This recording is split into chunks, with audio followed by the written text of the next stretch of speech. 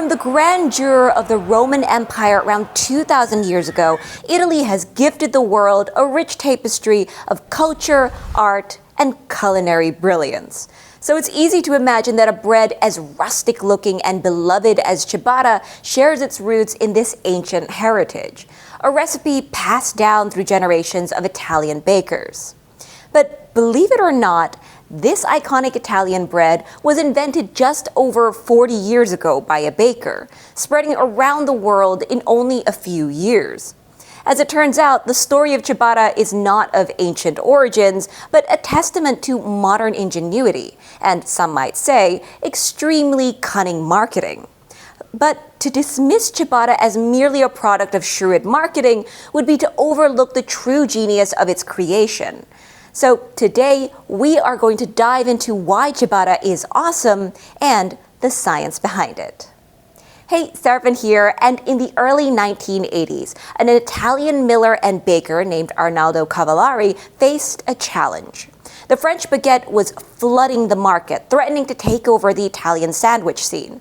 Spurred by this competition, Cavallari and a few bakers wanted to make a bread that could not only rival the baguette, but that was even softer in texture.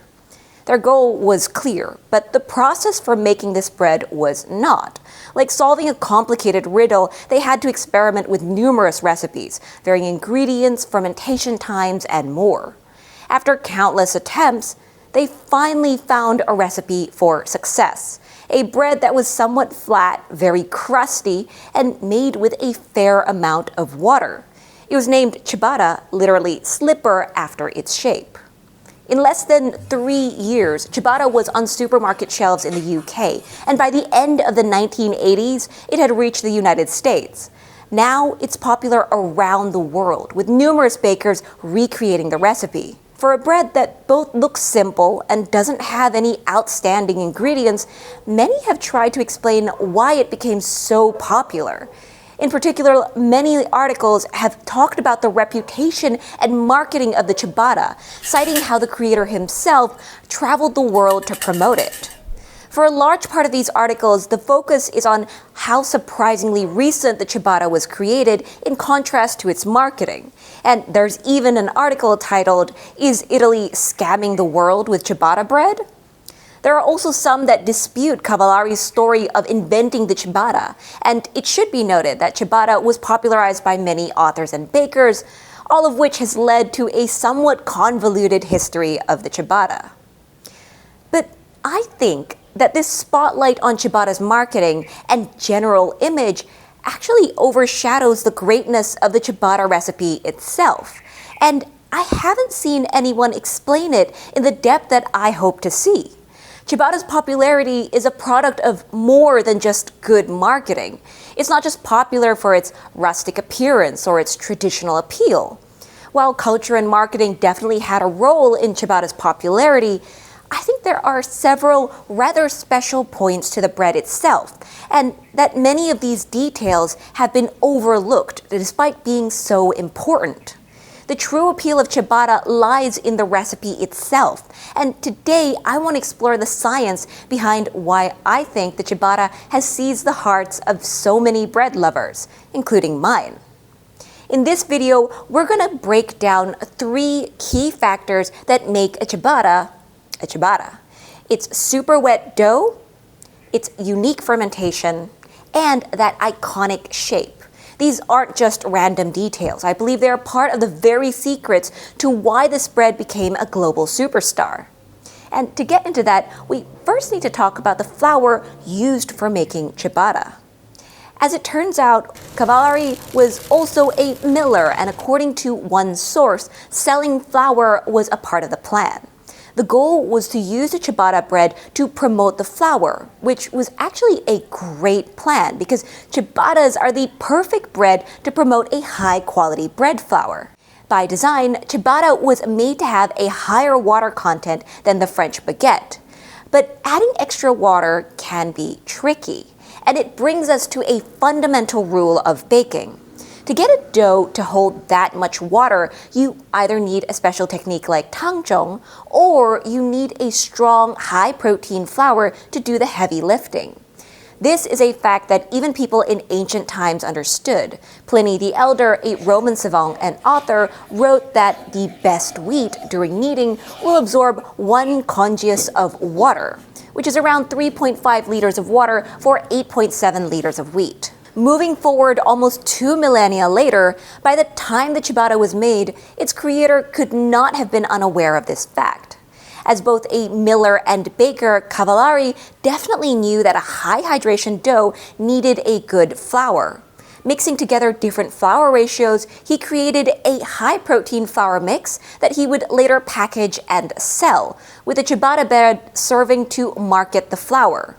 For added context, you should also know that European flour in general was and is still relatively weak. In France, for example, Professor Raymond Calvel, who invented the autolyse method, wrote in his book that French bakers struggled with weak wheat flours for a long time. So it isn't too far of a stretch to speculate that Italian bakers might have had similar issues. So this flour could have been very attractive to bakers, and the effects of adding more water to the dough are far more significant than what you might think. Water is a powerful ingredient in the dough. If there's not enough water, the gluten molecules can't move freely to form a strong interconnected net. This results in a stiff, hard-to-work dough that breaks easily and can't hold much gas. On the other hand, if you add way too much water, the gluten network becomes too loose and soft, losing its ability to hold gas. So there's a just right amount of water for each type of flour, depending on things like its protein content and how much starch is damaged. Of course, there are other components that affect water absorption, and if we are talking about whole wheat flour, the bran significantly influences this. But regardless, ciabatta was pushing the boundaries of the flour, using much more water and fermenting for longer than many other breads. This is probably part of why so much experimentation was needed to create a perfect ciabatta, because it wasn't just a matter of adding more water to the flour. It was also about countless details, like how much water was needed for this specific flour, fermentation times, bread making methods, and more. But once you have the right recipe, the benefits of adding more water become obvious. One of the biggest benefits is that the breadcrumb becomes softer and stays that way for longer. This is because more water in the dough generally results in more moisture content in the resulting bread, even after baking. As has been shown in this study, this makes for a much softer bread texture. In fact, if you've looked into the currently popular Japanese bread shokupan, which is known for being very soft, you'll find that the special method used to make it allows the bread to retain a lot of moisture.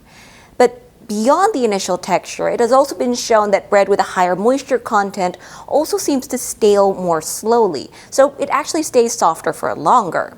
In part, this is because staling is mainly about the crumb becoming firm, and a big factor is that the crumb loses moisture as storage time goes on, drying out and becoming stiff.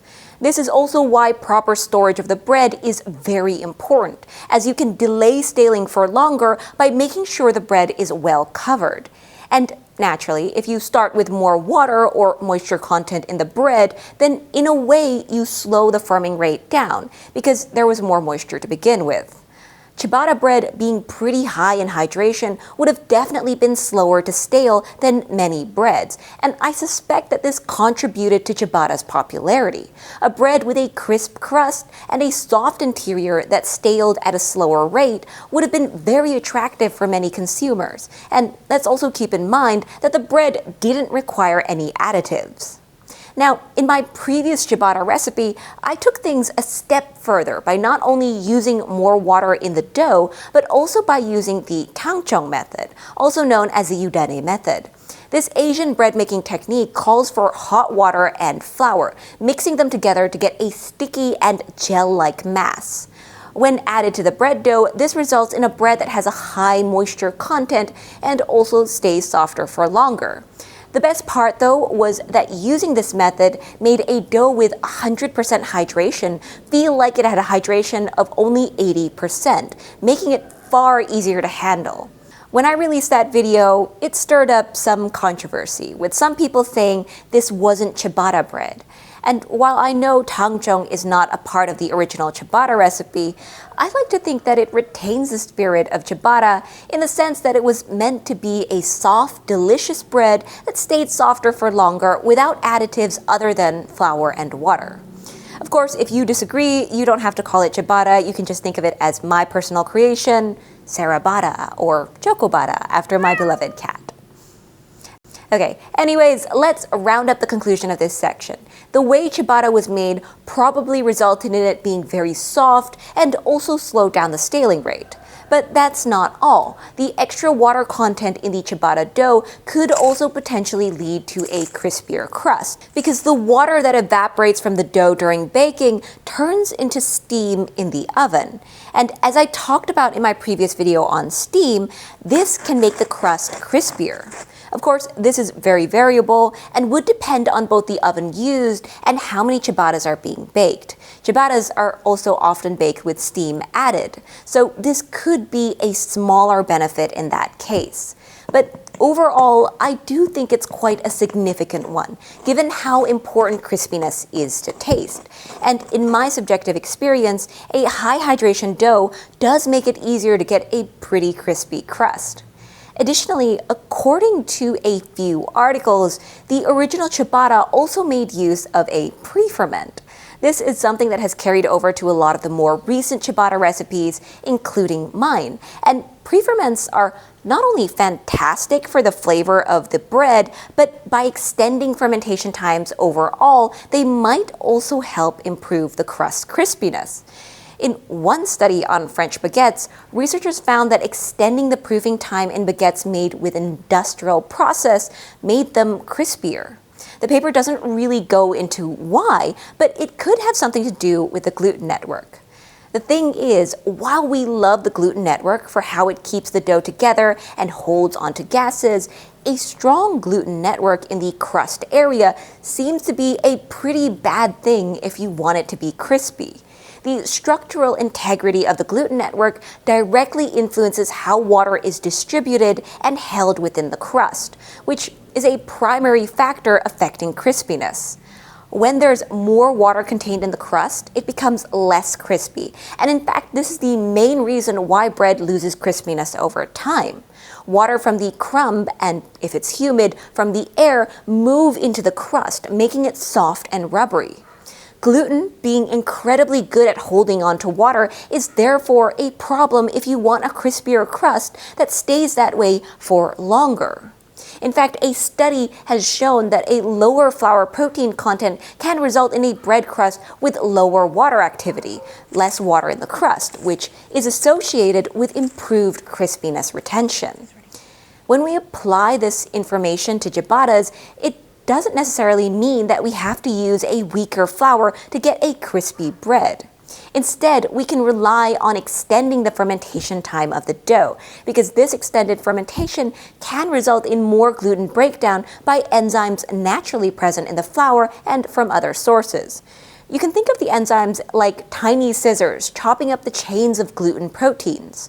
As yeast ferments, it produces natural acids that lower the pH of the dough, which boosts the action of these enzymes. So when given enough time, the protease enzymes we have in our flour can wreak a lot of havoc on those gluten proteins, which can lead to both positive and negative effects. It can be negative because with too much protease activity, weakening the gluten network can mean stickier doughs that fall apart easily and don't retain gas from the yeast, leading to flatter breads. But in moderation, the gluten can be broken down into amino acids which serve as flavor precursors, making the bread taste much more complex. And as we covered beforehand, weakening the gluten network could result in a crispier crust that stays brittle for longer. Naturally, an extended fermentation process will allow for the yeast to produce more flavor compounds as well, so this is another benefit. Using a pre-ferment to make ciabatta allows bakers to get the best of both worlds and control the dough fermentation process. The pre-ferment can be used to increase flavor and proteolytic activity, as well as allow for moderate gluten breakdown without compromising the structure of the entire dough. This is doubly important for ciabatta because of the high hydration.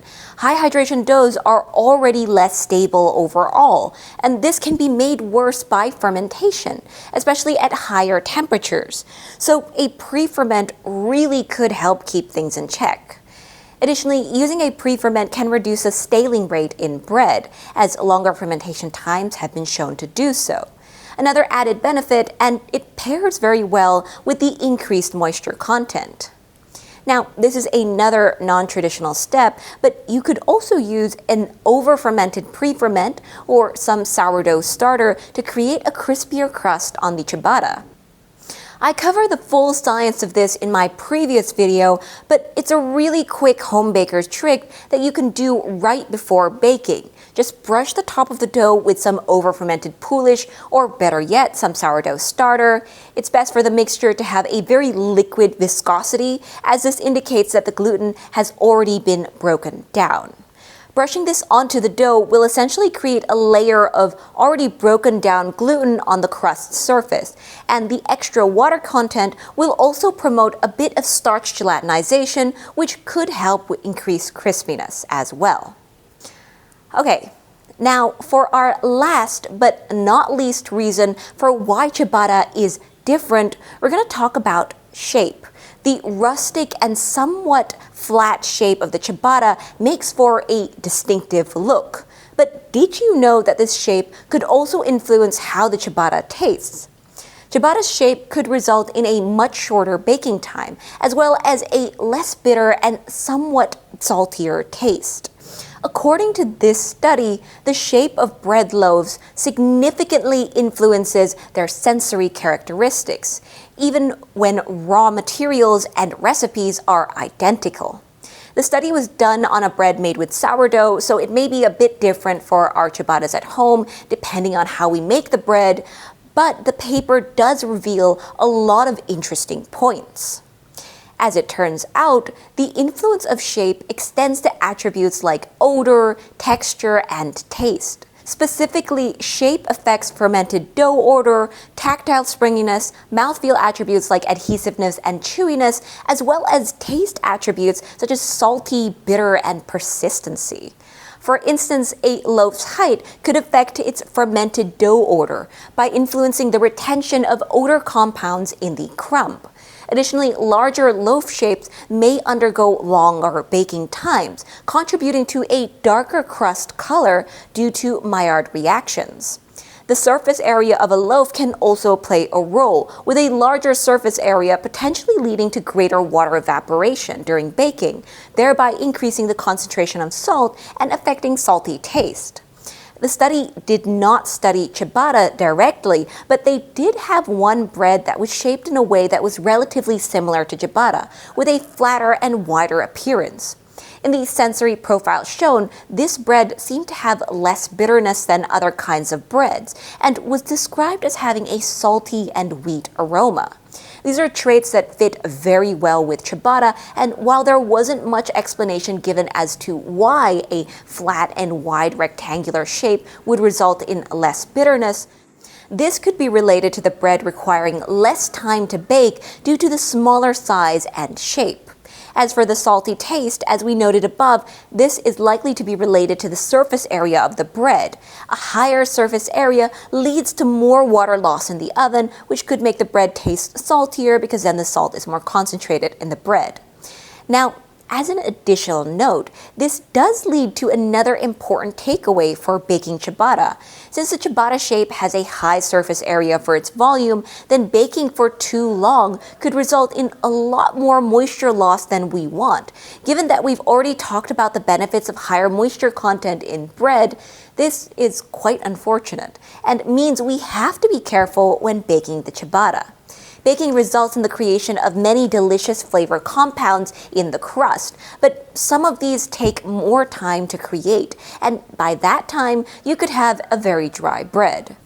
This is actually another reason behind why I think using the tangzhong method could be quite helpful here, allowing the bread to retain more moisture during baking while the crust develops more flavor. Of course, it is entirely up to personal preference and really depends on how dark you like your crust to be. The study also found that shapes influence a sensory attribute called persistence, which was basically described as the olfacto-gustatory sensation perceived after the bread leaves your mouth, the lingering taste of the bread after chewing it. Interestingly, it seems like a shape like ciabatta could lead to less of this lingering taste in your mouth, which is perhaps another aspect that makes ciabatta pretty suitable for being used in sandwiches and with other fillings. But while we're talking about shape, I do want to note that ciabattas seem to have a lot of variability in shapes. Many online ciabatta recipes tend to look much flatter and more rectangular than the ones in bakeries or on Italian sites. These ciabattas seem to have a much rounder shape with greater heights, which could make them more aromatic and potentially taste a bit different. That being said, of course, when compared to a very round boule or other artisan loaves, ciabattas in general are flatter and more spread out. So the information from the study is probably still quite valid for most ciabattas. All right, now that we've covered the effects of water content, fermentation, and shape on the ciabatta, as we end this video, I want to go over an aspect of ciabatta that I haven't really touched, which is its relatively more open crumb texture. People everywhere praise the ciabatta for its open crumb, and while many attribute this to the high hydration of the dough, the way the crumb looks is actually influenced by a lot of things.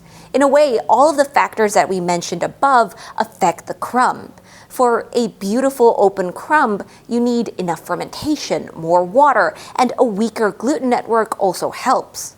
Handling of the ciabatta dough matters too. You need to be very gentle with it, and adding certain ingredients lead to denser crumbs. So if you add them, you're less likely to have that open appearance.